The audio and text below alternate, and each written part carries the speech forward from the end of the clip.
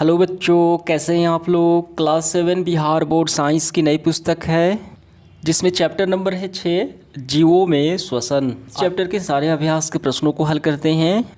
तो इसमें हमें टोटल 9 सवाल हल करने हैं। पहला सवाल है कोई धावक यानी कोई दौड़ने वाला व्यक्ति दौड़ समाप्त होने पर सामान्य से अधिक तेज़ी से गहरी सांसें क्यों लेता है, वो बताना है। ठीक है, यानी कोई व्यक्ति है जब दौड़ता है और दौड़ समाप्त होने तक अवधि तक वो तेज़ी से सांसें लेता है, तो उसका कारण हमें बताना है। देखिए, श्वसन की दो स्थितियां होती हैं। पहली स्थिति में जब हम श्वास लेते हैं, जब हम विश्राम की अवस्था में होते हैं, तो हमारी सांसें तेज़ी से नहीं चलती। ठीक, जब हम दौड़ लगाते हैं या कोई कार्य करते हैं तो उस स्थिति में जो है सांस है वो तेज़ी से चलता है। क्योंकि किसी व्यक्ति को अतिरिक्त ऊर्जा की आवश्यकता पड़ती है, वो तेज़ी से श्वसन करने लगता है ताकि ऑक्सीजन ज़्यादा मात्रा में हो। तो ऑक्सीजन की अधिक आपूर्ति होगी तो ये ऑक्सीजन भोजन के विखंडन की दर को बढ़ा देता है, जिससे कि अधिक ऊर्जा मुक्त होती है। ठीक है, तो अधिक ऊर्जा यानी कुल मिलाकर अधिक ऊर्जा की आवश्यकता को पूरा करने के लिए वो तेज़ी से सांस लेता है। समझ में आ गया। तो इसका आंसर हम करेंगे, जब कोई धावक दौड़ता है तो उसे अधिक ऊर्जा की आवश्यकता पड़ती है तथा ऊर्जा की आवश्यकता के लिए अधिक O2 यानी ऑक्सीजन की आवश्यकता हो जाती है। अतः धावक ऊर्जा की पूर्ति के लिए सामान्य से अधिक तेज़ी से गहरी सांस लेता है। ठीक, तो समझ में आ गया गहरी सांस क्यों लेता है, कि उसे ऊर्जा की आवश्यकता पड़ती है जो यानी ऑक्सीजन द्वारा आपूर्ति होती है, इसीलिए तेज़ी सांस लेता है। तो ये हमारा उत्तर हो गया। इसके बाद देखिए अगला सवाल, वायवीय और अवायवीय श्वसन के बीच समानताएं जो गुण मैच कर रहे हैं और अंतर यानी जो अंतर हैं, ठीक है, क्या क्या वो हमें बताना है। आइए करते हैं। देखिए यहाँ पे अंतर तो यहाँ पे स्पष्ट है कि जो वायवीय श्वसन है उसमें ऑक्सीजन की आवश्यकता पड़ती है। ठीक है, तो ऑक्सीजन की उपस्थिति में होता है वायु श्वसन, जबकि अवायवीय श्वसन ऑक्सीजन की अनुपस्थिति में होता है। ठीक है, यह अंतर हो गया। तो इसका आंसर में हम काफ़ी अच्छे से मैं यहाँ पे लगा देता हूँ स्क्रीनशॉट। यहाँ पे समानताएं भी हैं और वायवीय और अवायवीय के अंतर भी है, यही आपको कर लेने हैं। ठीक है, तो यहाँ पे मैं स्क्रीनशॉट लगा देता हूँ, वहीं से आपको इसका आंसर कर लेने हैं। देखिए इसके बाद तीसरा सवाल है, जब हम अत्यधिक धूल भरी वायु में सांस लेते हैं तो हमें छींक क्यों आ जाती है, ये कारण हमें बताना है। देखिए इसका उत्तर हम यहाँ से करेंगे। हमारे आसपास की वायु में अनेक प्रकार के देखिए अवांछित कण जैसे धूम, धूल, परागकण आदि होते हैं। जब हम अंत श्वसन करते हैं तो ये कण हमारे नासा गुहा में उपस्थित रोम में फंस जाते हैं।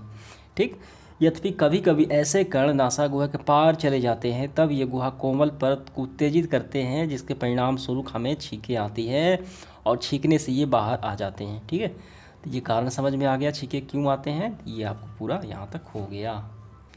देखिए अगला सवाल है तीसरा, 3 परख नलियाँ लीजिए। ठीक है, और प्रत्येक में 3/4 3/4 भाग जल को रखना है। ठीक, और ए में परख नली A, B, C चिन्हित हमें करना है नाम से। तो परख नली ए में हमें घोंघा रखना है। देखिए घोंघा एक प्रकार का जीव है, जलीय जीव है घोंघा। परख नली बी में कोई पादप रखना है, कोई प्लांट रखना है बी में, और सी में घोंघा और प्लांट दोनों को रख लेना है। ठीक है, एक परख नली में अलग घोंघा अलग और दूसरे में पादप अलग और तीसरे में दोनों एक साथ। तो किस प्रणाली में कार्बन डाइऑक्साइड की सांद्रता सबसे अधिक होगी, CO2 की मात्रा किस प्रणाली में ज़्यादा होगी, वो बताना है हमें। ठीक है, देखिए इसका आंसर हम लिखेंगे प्रणाली ए में क्या है, इसमें कार्बन डाइऑक्साइड की सांद्रता सबसे ज़्यादा होगी क्योंकि इसमें घोंघा है।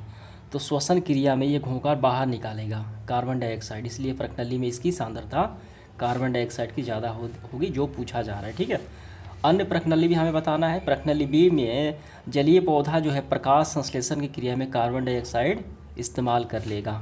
ठीक, और सी में देखिए क्या है, इसमें घोंघा और पादप दोनों होने से कार्बन डाइऑक्साइड जो है छोड़ने पर घोंघा द्वारा छोड़ा जाता है तो पादप उसको प्रकाश संश्लेषण में अवशोषित कर ली जाती है, इससे कार्बन डाइऑक्साइड की सांद्रता कम हो जाती है सी में।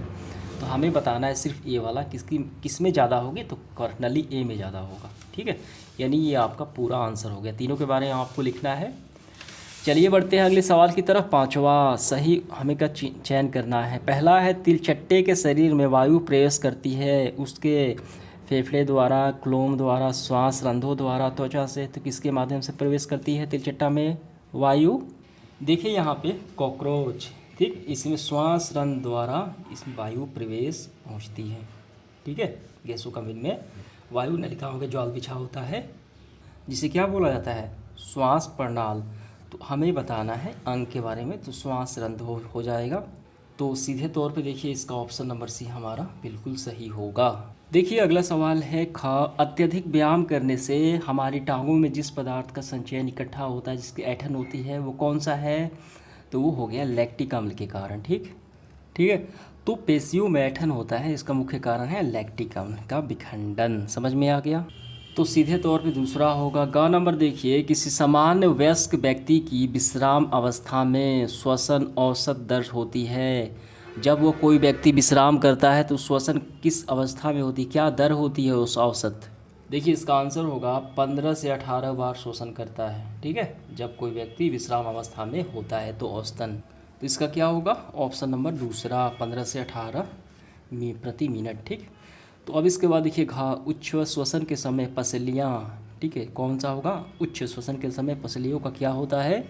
देखिए श्वसन की दो अवस्थाएं, ऑक्सीजन जो है शरीर के वायु में अंदर खींचना, ऑक्सीजन के साथ सभी वायु, तो उसे कहा अंत श्वसन, और कार्बन डाइऑक्साइड के साथ अन्य वायु को बाहर निकालना उच्च श्वसन कहा जाता है। ठीक है, बाहर निकालना। तो यहाँ पे देखिए उच्च श्वसन में जो बाहर निकाला जाता है समय, पसलियाँ नीचे की ओर अंदर की ओर आ जाती है। कैसे? नीचे की ओर अंदर की ओर आ जाती हैं। ठीक है, तो इसका कौन सा होगा? ऑप्शन नंबर दूसरा, नीचे की ओर गति करती है अंदर की ओर। अब इसके बाद देखिए कॉलम ए से कॉलम बी में मिलान करना है, काफ़ी सरल है। पहला है ईस्ट। ईस्ट में क्या होता है? तो ईस्ट एक प्रकार का कोशिक जीव है। ठीक, जिसमें ब्रेड को फुलाने के लिए और अल्कोहल के निर्माण के लिए ये प्रयोग होता है। ठीक है, ईस्ट में। तो ये क्या होगा? ये हो जाएगा हमारा तीसरा। डायाफ्राम, मध्यपट। तो ये रहा डायाफ्राम। ठीक है, ये रहा। ये कहाँ अवस्थित होता है? ये मध्यपट होता है। ये अवक्ष गुहा के आधार पर प्रदान करता है। ठीक है, कहाँ है? अवक्ष गुहा। इसका कौन सा होगा हमारा? डायफ्राम। देखिए ये होगा चौथा। ठीक, त्वचा, ये हमें मिलाना है। देखिए केचुआ के श्वसन की बात की जाए तो ये त्वचा से श्वसन करते हैं केचुए। ठीक है, तो त्वचा में क्या होगा? केचुओं का श्वसन। तो ये हो जाएगा तीसरा का हो जाएगा पहला। पत्तियाँ, पत्तिये पे छोटे छोटे छिद्र होते हैं, जैसे स्टोमाटा या रंध्र कहा जाता है। कार्बन डाइऑक्साइड ऑक्सीजन का विनिमय होता है। ठीक है, इसी के माध्यम से। ये हो गया पांचवा। मछली, देखिए मछली जो है क्लोम द्वारा यानी गलफड़ द्वारा सांस लेती है। ठीक है, देखिए ये गलफड़ है, इसे क्लोम बोला जाता है। क्या? क्लोम। तो ये हमारा कौन सा होगा? मछली का हो गया आपका दूसरा। मेढक, मेढक देखिए फेफड़ा और त्वचा दोनों से श्वास ले सकता है। देखिए मेढक जो है फेफड़ा और त्वचा दोनों से श्वसन कर सकता है। ठीक है, और श्वास प्रणाली ये एक्स्ट्रा है, जो कॉकरोच का ये श्वसन जो अंग होता है उसे बोलता है श्वास प्रणाली। तो ये हमारा पूरा हुआ। अब इसके बाद देखिए ये सही है या गलत है वो हमें चयन करना है 7 नंबर में। देखिए पहला जो सवाल है, अत्यधिक व्यायाम करते समय व्यक्ति की श्वसन दर धीमी हो जाती है, क्या यह सही है? यहाँ तो सिर्फ बिल्कुल उल्टा बात कहा गया है, बिल्कुल गलत है। धीमी नहीं होती बल्कि बढ़ जाती है। ठीक है, यहाँ पे कहा गया धीमी हो जाती है, इसका मतलब गलत है।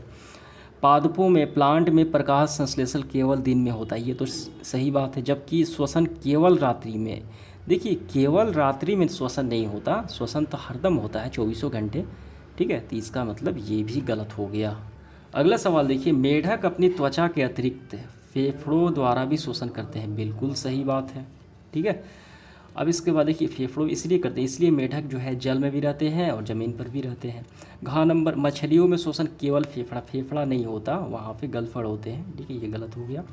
अंत श्वसन के समय वक्ष गुहा का आयतन बढ़ जाता है, क्या ये सही है कि गलत? देखिए अंत श्वसन या निःश्वसन के समय फेफड़े विस्तारित हो जाते हैं। ठीक है, और उच्च श्वास के समय क्या मूल अवस्था में आ जाते हैं। तो हमें बताना है अंत श्वसन, इसमें क्या होता है? विस्तार हो जाता है। ठीक, तो इसका मतलब बिल्कुल सही होगा। अब इसके बाद देखिए 8वां में एक यहाँ पे पहेली है। ठीक है, और इसमें सवाल है टोटल 9, इसमें से हमें बताना है, ढूंढना है। पहला है कीटों की वायु नालिका, उसे क्या कहा जाता है? उसे बोला जाता है, देखिए उसे क्या बोला जाता है? श्वास प्रणाल बोला जाता है। तो कहाँ पे है? देखिए ये रहा श्वास प्रणाल। ठीक, मिल गया आपका। दूसरा है वक्ष गुहा को घेरे हुए हड्डियां की संरचना, उसे पसलियाँ कहा जाता है। ठीक है, तो ये कहाँ है? तो ये हो गया पसलियाँ, देखिए यहाँ पे ये मिल गया आपका। तीसरा है वक्ष गुहा का पेशीय तल, उसे क्या कहा जाता है? डायफ्राम कहा जाता है। ठीक है, तो ये देखिए डायफ्राम मिल गया आपका, डायफ्राम। रंध्र, देखिए अगला है पत्तियों के सतह पे छोटे छिद्र, उसे रंध्र बोला जाता है। तो रंध्र कहाँ है? देखिए इसमें ढूंढिए, तो ये रहा आपका रंध्र। ठीक है, अगला है देखिए कीटों के शरीर के पार्श्व भागों के छोटे छिद्र, उसे बोला जाता है श्वास रंध्र। ठीक, तो हम लिखेंगे ये पूरा आपकी अब की बार हो गया श्वास रंध्र। ठीक है, देखिए ये वाला रंध्र आप चाहे तो यहाँ पर भी ढूंढ सकते हैं। देखिए रंध्र ये वाला है। ठीक है, रंध्र इसको ही आपको रखना है। और इसका हो गया, पांचवा का हो गया पत्तियों के छोटे से छिद्र, हो गया ये हो गया रंध्र। कीटों के शरीर के पार्श्व भाग छिद्र होते हैं श्वास रंध्र, ये हो गया श्वास रंध्र, ये वाला पूरा। अब इसके बाद देखिए मनुष्य के श्वसन अंग, इसे क्या बोलते हैं? मनुष्य के श्वसन अंग फेफड़े द्वारा होता है। तो फेफड़ा देखिए कहाँ है? तो ये रहा फेफड़े। ठीक है, मिल गया। अब इसके बाद देखिए हमारा है वे छिद्र जिनसे हम सांस भीतर लेते हैं, अंत श्वसन करते हैं, तो उसे बोला जाता है नासा द्वार। ठीक, तो नासा द्वार देखिए ये रहा, ये मिल गया हमारा नासा द्वार। ठीक है, ये रहा नासा द्वार। अब इसके बाद आठवां में एक अवायवीय जीव कौन सा है? तो हम लिखेंगे ईस्ट। ठीक, ये अवायवीय जीव जिसमें अल्कोहल का निर्माण होता है। तो ईस्ट कहाँ है? देखिए ढूंढिए यहाँ पे आप, तो ये रहा ईस्ट, आसानी से मिल गया हमारा। इसके बाद देखिए श्वास प्रणाल तंत्र वाला एक जीव जो तिलचट्टा होता है, श्वास प्रणाल वाला, तो वो जीव का नाम है तिलचट्टा। देखिए तिलचट्टा कहाँ है, उसको ढूंढिए। तो ये मिल गया तिलचट्टा, देखिए यानी कॉकरोच। ठीक है, तो इस तरीके से हमने ये पूरा कर लिया। अब इसके बाद देखिए 9 नंबर सवाल, पर्वतारोही अपने साथ ऑक्सीजन सिलेंडर ले जाते हैं क्योंकि, देखिए कोई व्यक्ति कहीं सामान ले जाता है, जैसे कि आप पानी बोतल ले जाते हैं, तो क्यों ले जाते हैं? कि वहाँ पे पानी की मात्रा अगर मिले या ना मिले, मेरे पास पानी होगा, हम वहाँ से हम पी लेंगे। ठीक है, यानी उसकी उपस्थिति कम हो तभी तो हम ले जाते हैं। तो 5 किलोमीटर ऊपर वायु नहीं होती, वहाँ उपलब्ध वायु की मात्रा भूतल से उपलब्ध वायु की मात्रा से कम होती है, लेकिन कम होती है। तो ये आपका ऑप्शन नंबर दूसरा हो जाएगा। ठीक है, अन्य आपको देखने की आवश्यकता नहीं, यही होगा ऑप्शन नंबर दूसरा। ठीक, तो इस तरीके से हमारा सेशन जो है समाप्त होता है। धन्यवाद।